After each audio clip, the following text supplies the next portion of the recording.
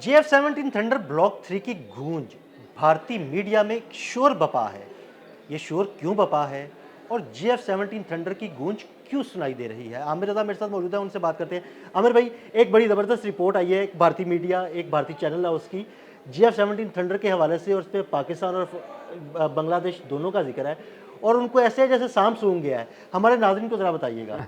देखिए, जब आप किसी को डरा लें तो वो जिससे डरा होता है, कहते हैं कि जो सांप का डरा हुआ हो वो रस्सी से भी डरता है। यही हाल इस वक्त भारत का है। उनको ख्वाबों में भी जो है JF-17 थंडर ब्लॉक 3 आ रहा है और इसकी वजह ये है कि जो यूके का एक जरीदा है जो कि सिर्फ आर्मी बेस्ड है, उसने भी अब ये कह दिया कि इनके पास जो राफेल थे 4 की तादाद में गिराए गए। ना सिर्फ वो बल्कि MiG-29 और Su-30 जहाज़ भी जो है वो गिराए। और उन्होंने ख़ास तौर पर जिक्र किया कि JF-17 थंडर ब्लॉक 3C ने जो है इनका S-400 सिस्टम जो है उसको तबाह किया। तो मैं ये समझता हूँ कि ये चीज़ें जो हैं, ये की एरो है, मैं जरीदे का नाम भी बता देता हूँ।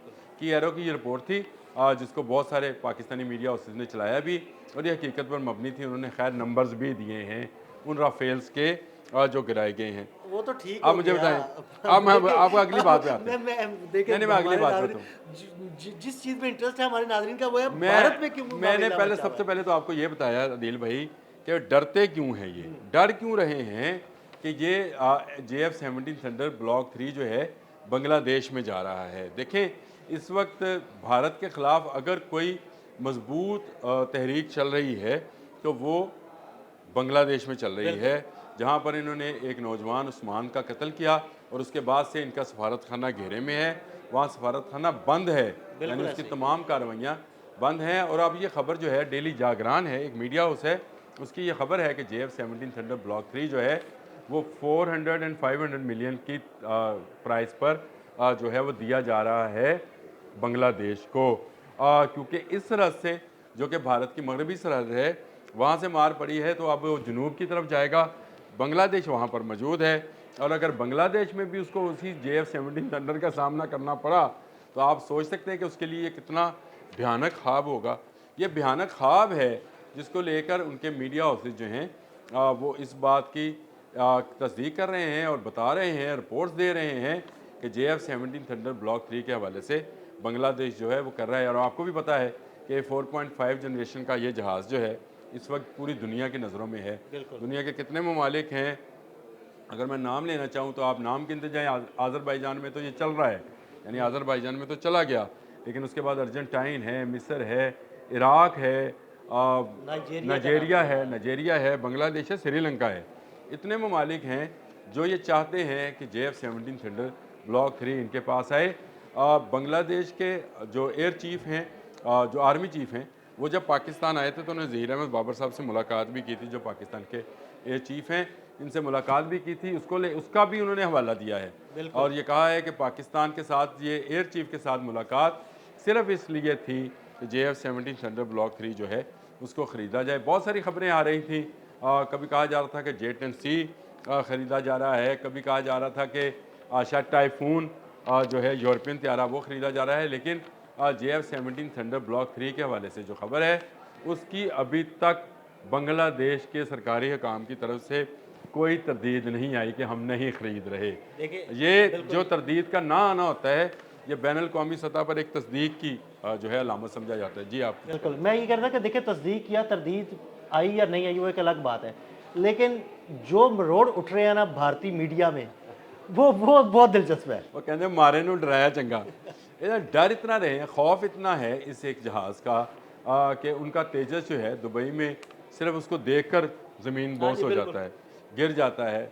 और उसका तेजस जो है उसकी हवाइयाँ उड़ी हुई थी दुबई में, हालांकि सिर्फ JF-17 थंडर ब्लॉक 3 उस वक्त सिर्फ लैंड था वहाँ पे, बिल्कुल। उड़ नहीं रहा था हवा में। तो आप अंदाज़ा कर सकते हैं कि जब आपको मार पड़ती है तो आपका आपका आपको हर चीज़ से जो है खौफ आता है। मैं आपको एक बात बताऊँ, JF-17 थंडर ब्लॉक 3 एक तो पाकिस्तान की प्रोडक्ट है, दूसरा इसमें PL-15 मिसाइल है जिसकी रेंज जो है इतनी है कि भारत का कोई जहाज़ इसका मुकाबला नहीं कर सकता है। ये बात बांग्लादेश के भी जहन में होगी, जो भी बिल्कुल। ममालिक इसको लेना चाह रहे हैं उनके जहन में दो चार चीज़ें तो बहुत हैं। देखें, लेटेस्ट अवानिक सिस्टम जो है वो इसके अंदर मौजूद है, इसके रडार जो हैं रडार क्रॉस सेक्शन जो है वो बाकी जहाज़ों से, अपनी जनरेशन के जहाज़ों से बेहतर है।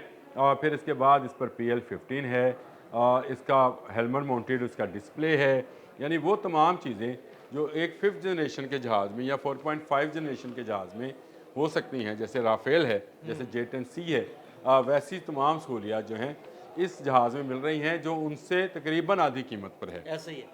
तो अब जो तरक्की पजीर ममालिक हैं उनकी नज़रें JF-17 थंडर की तरफ क्यों ना जाएँ, क्योंकि ये कम जहाज़ कीमत है भी हो और effective ज़बरदस्त भी हो। तैयारा भी हो और जंगों में इस्तेमाल भी हो चुका और हाँ, ये बात आपने सही पॉइंट आउट किया कि उस जहाज़, उस वेपन की कीमत होती है जो किसी ना किसी जंग में कामयाब हो जाए।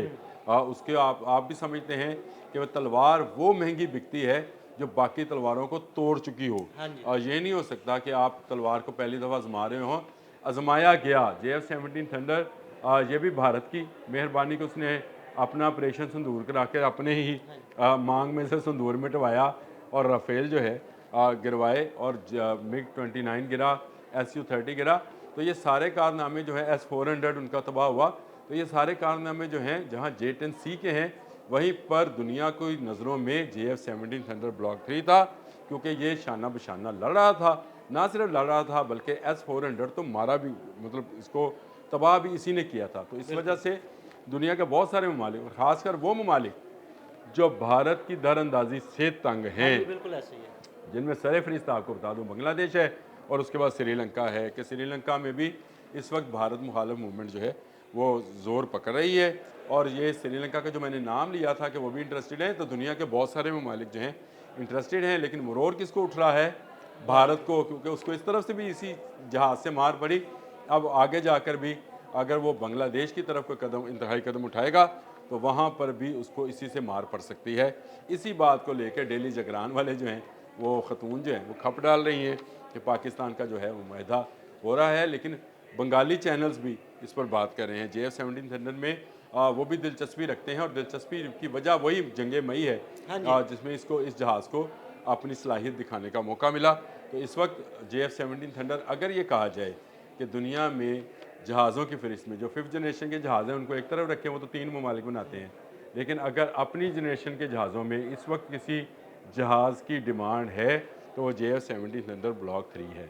बहुत शुक्रिया आमिर रज़ा जी। बिल्कुल, आमिर रज़ा ने बड़ी तफसील के साथ आपको ये सारी कहानी बताई कि भारतीय मीडिया में क्यों मरोड़ उठ रहे हैं। अदील अहमद और आमिर रज़ा को इजाज़त दीजिएगा। अल्लाह हाफ़िज़।